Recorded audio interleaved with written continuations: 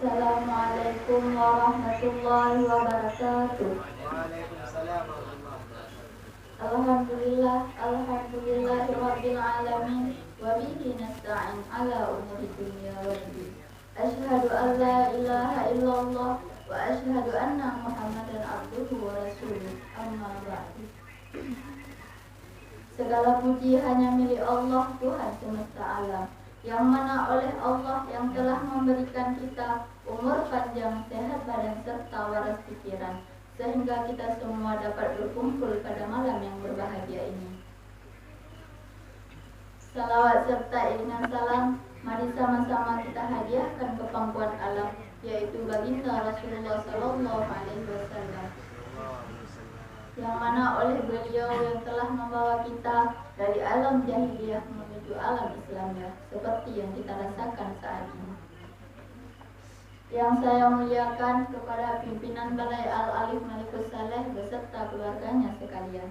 Semoga sejahtera dan rahmat Allah selalu menyertai beliau.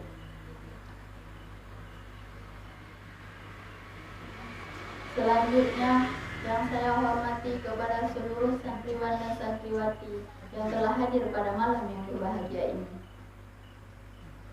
Selanjutnya, berdirinya saya di sini untuk menyampaikan sedikit nasihat tentang keutamaan kitab suci Al-Quran.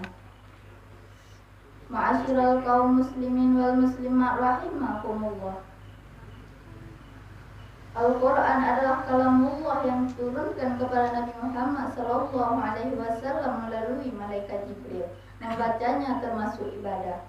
Sebagaimana kita ketahui bahwa Al-Quran diturunkan oleh Allah sebagai petunjuk bagi umat manusia dan penjelasan antara yang hak dan yang batil. Begitu juga Al-Quran sebagai sarana untuk membebaskan manusia dari kegelapan kekafiran menuju kepada cahaya keimanan, dan sebagai petunjuk bagi umat manusia kepada jalan yang lurus. Santriwan dan santriwati yang dirahmati Allah, kita telah mengetahui bahwa Al-Quran adalah kitab suci bagi kaum muslimin. Oleh karena itu, kita sebagai muslim hendaknya selalu membacanya setiap hari dan memahaminya dengan pemahaman yang baik. Kemudian kita amalkan isinya dalam kehidupan sehari-hari demi mendapatkan ridha Allah Subhanahu wa taala. Membaca Al-Quran mempunyai banyak fadilah bagi kaum muslimin. Di antaranya adalah sebagaimana yang dijelaskan oleh Nabi di dalam hadis yang artinya, sesungguhnya membaca Al-Quran adalah sebaik-baik ibadah. Tiada seorang Islam yang membaca Al-Quran kecuali Allah akan melipat gandakan pahalanya dan ia menjadi dekat dengan Allah Subhanahu wa taala.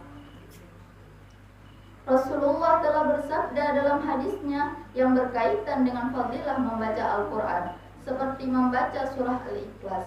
Allah akan melipat gandakan pahala baginya bagi yang membacanya.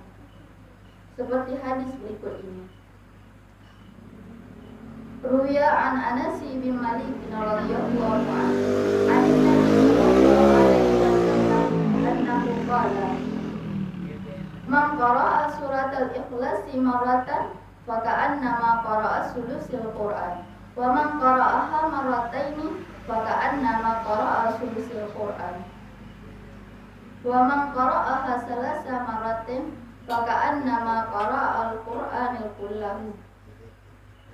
Diriwayatkan oleh Anas bin Malik radhiyallahu anhu dari Nabi sallallahu alaihi wasallam bahwa beliau bersabda, barang siapa membaca surah Al-Ikhlas sekali, maka seakan-akan membaca sepertiga Al-Quran.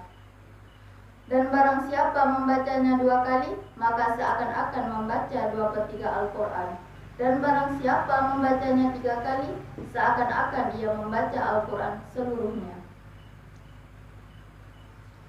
Hadirin yang berbahagia, Rasulullah Sallallahu Alaihi Wasallam menganjurkan kepada kita untuk meminta perlindungan kepada Allah setiap kita mau membaca Al-Quran dan selalu berpegang teguh padanya setiap saat, seperti sabda Nabi Sallallahu Alaihi Wasallam, Al-Quran adalah jamuan Allah, maka ambillah jamuan Allah semampumu. Kitab suci Al-Quran tidak disusun secara sistematis sebagaimana karya ilmiah, tetapi Al-Quran adalah kalamullah sebagai pedoman hidup bagi umat Islam. Oleh sebab itu, kita sebagai muslim harus mengkaji dan memahaminya serta mengamalkannya dalam kehidupan sehari-hari. Saudara kaum muslimin yang berbahagia, sebelum mengakhiri pidato ini, saya berharap kepada para pemuda muslim untuk selalu berpegang teguh kepada Al-Quran dan menjadikannya sebagai pedoman hidup, serta berusaha setiap saat untuk berpegang kepada Al-Quran terus-menerus sampai akhir ayat. Demikianlah kiranya pidato yang saya sampaikan dalam kesempatan yang baik ini. Ada kurang lebihnya, mohon maaf yang sebanyak-banyaknya. Akhirul kalam, wabillahi taufiq wal hidayah. Assalamualaikum warahmatullahi wabarakatuh.